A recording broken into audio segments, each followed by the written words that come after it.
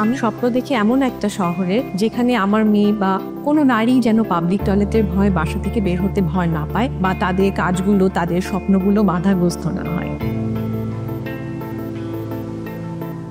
এই যে আমাদের টয়লেট সুবিধা নিয়ে আমরা বাইরে যাওয়ার আগে ঠিকমতো পানি খাই না বা টয়লেট চেপে রাখি, এটা কিন্তু আসলে স্বাস্থ্য ঝুঁকি আছে।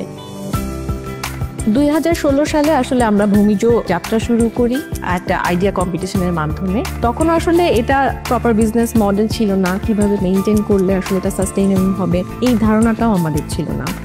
এরপর আসলে আমরা গ্লোবালি ইউনিলিভার ট্রান্সফর্ম থেকে একটা ফান্ড পাই, যেটার মাধ্যমে আসলে আমাদের বিজনেস মডেলের টেস্টিং, কিভাবে অপারেট করলে এটা সাস্টেইনেবল হবে, অপারেশনটাকে বড় করা, এই সবগুলো জিনিস আমরা আসলে শিখি।